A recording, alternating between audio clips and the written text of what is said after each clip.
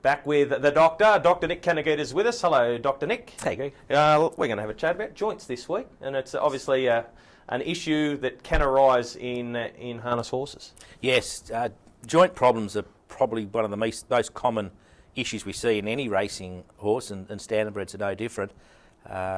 Unfortunately, they do have a lot of repetitive strain on the joints, and they're racing on quite a hard surface with standardbreds, so they do suffer from a lot of joint disease. One of the most common sites in standardbreds is the fetlocks in the front legs and the hock joints in the back legs. Very, very common sites for low-grade injuries and low-grade arthritis, basically. And what happens is that in a normal joint, you've got a nice, healthy layer of cartilage, but with the demands of racing, that the cartilage can change in terms of its water content and its resilience, and it slowly starts to wear away, as happens in humans as well. And so once that starts to wear away, you start to get inflammation, then you get fluid building up, and so you start to see these aptly joints, particularly in the fetlock in the front, and eventually what can happen is that a bit of bone can break off and you end up with a bone chip. Now in the hind legs, in the hock joints, it's what we call a low motion joint, so you just get some subtle damage to the cartilage and you can end up with this arthritis. But these horses, because they put so much pressure on their hock joints with the gaits that they use, they can end up with pain in the hocks. And so a lot of horses that are breaking often or having trouble running around the turns, often they've got low-grade hock problems. So it's a common issue, particularly in older horses as in people, and given that a lot of standardbreds will have in excess of 100 starts, then it is something. If they've had a lot of starts, it can be more of a problem. So how can you treat it? Well, basically, by the time we diagnose it, it's too late to prevent it, and there's not a lot you can do to prevent it apart from good shoeing and sort of minimising the amount of work they do. But to get them fit, you need to work them. So there's not a huge amount you can do to minimise it. So what we do then is we tend to try to manage it.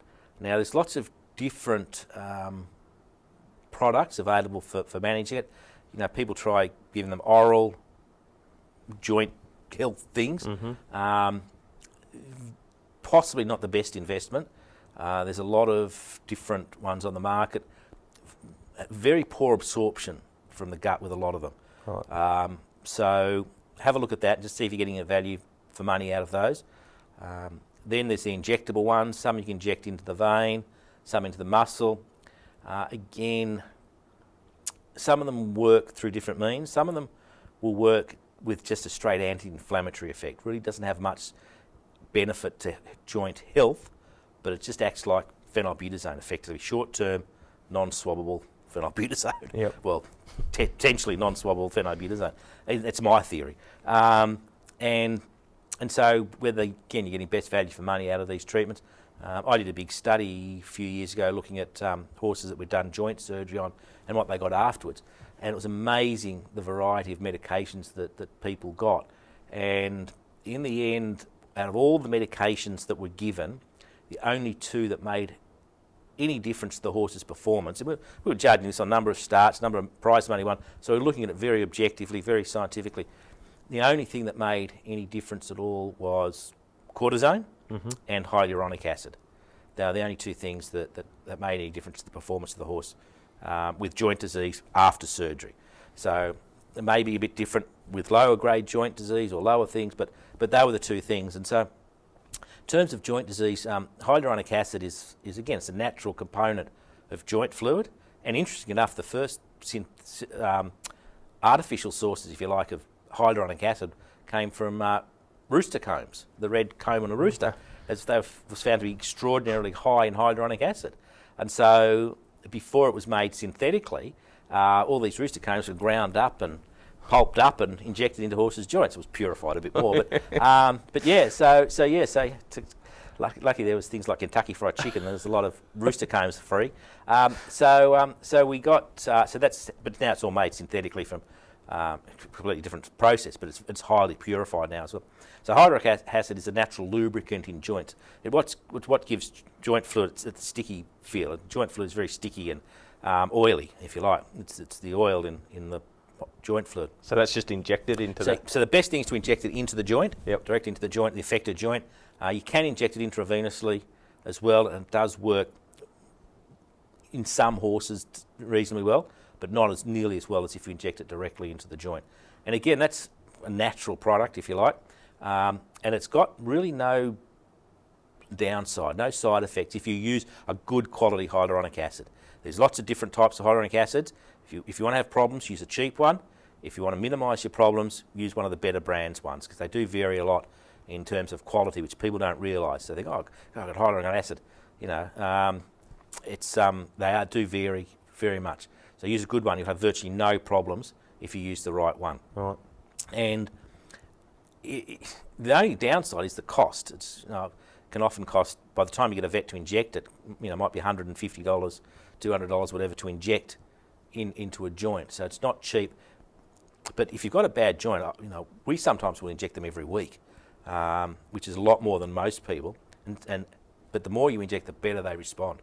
But again, it comes a cost-benefit thing. How much should we inject? How often? And how much are we spending? And so if it's a good horse, though, we would certainly be giving it, as often as we can, particularly in a recovery situation. If they've got some damage to the joint, we will do that.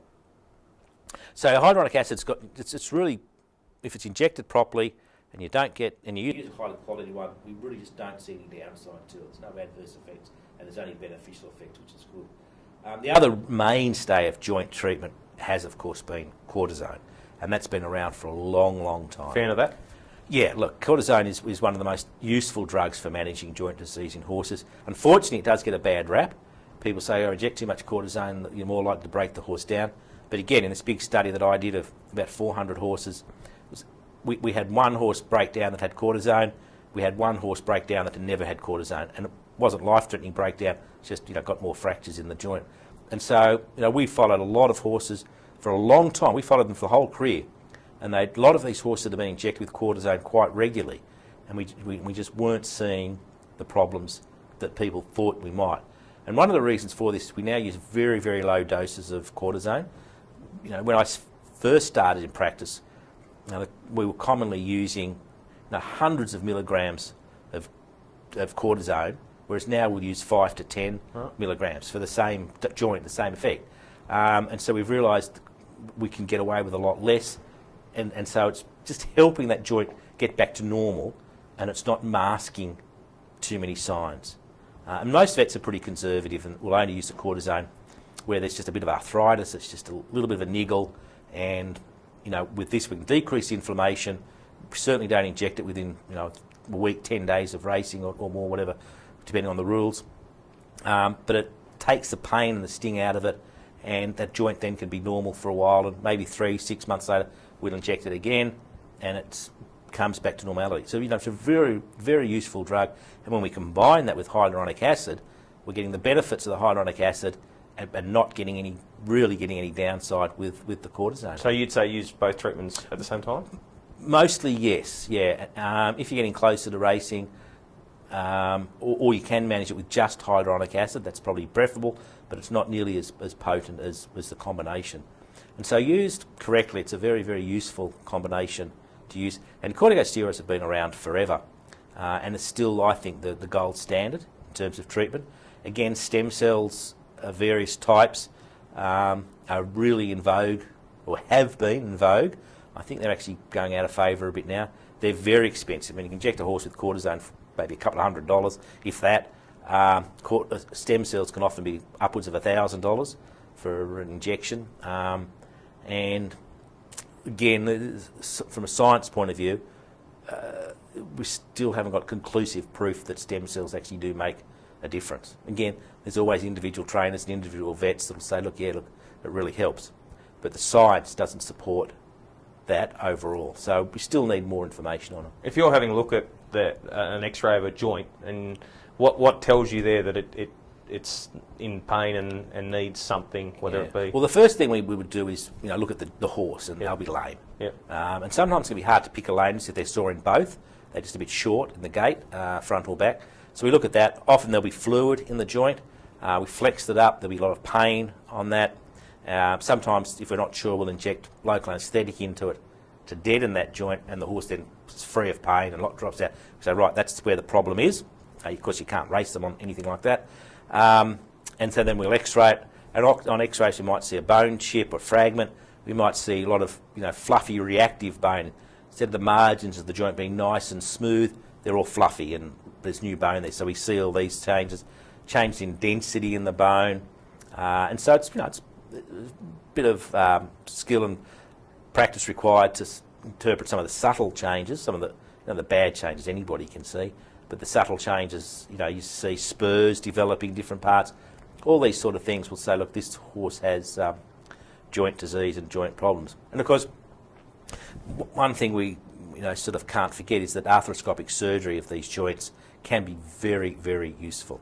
And I think one thing the standardbred trainers probably don't take as much advantage of the benefits of arthroscopy as perhaps they might. They tend to go more the medical treatment rather than going with surgery. And a lot of our thoroughbred trainers are now convinced that if we get in earlier than we used to, the horse is out for less time. Sometimes it might even be out for a month.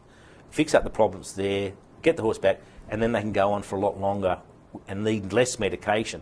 So it might cost a bit more up front, but you get a better use out of the horse longer term, and often have to treat them less as they go. So you clean up the joint, Yeah. get rid of the chips. Yeah, and and they can often go back into work quite quickly depending on how much damage there's done. If you get them too late and they've been pounded away and they're beyond help, then often they need 6 to 12 months off. But if we can get them early when the problem first starts, address that, and the joint's still in reasonably good shape, you do get much, much better results. So I'd certainly encourage people, if they've got a good horse particularly and want to spend a bit of money, again, it could be anywhere from $2,500 to $3,500. It's well worthwhile getting it done, again, by a specialist arthroscopic surgeon, horse arthroscopic surgeon, and you can see the rewards from that. And you'll have the ongoing treatments after that as well? In some cases we will, depending on what we've done and what we've got. And often it might just be hyaluronic acid, other times it may be hyaluronic acid and cortisone. But if you manage it, you can decrease the amount of medication you need and get better, a longer racing career and more successful racing career. Never cease to amaze me, some of the horses, we do put the arthroscope in these joints and they've been racing quite well, and trainers think, oh, that's good, but we finally get a chance to clean them up, and they just a different horse afterwards. And not all these horses end up getting surgery. They just plug along through their career, often with low-grade pain they're not really showing as much as you think they might, and so they don't get treated. But if you can treat them and manage them, you can often get a much, much better result. And obviously it'll deteriorate over time. Yeah, if you don't make it worse if you don't get into it early. So certainly we try to get into them as early as we can. All right, Dr. Nick, thanks for your time this week. That's fine. There is Dr. Nick Kanagita this week on The Doctor's In.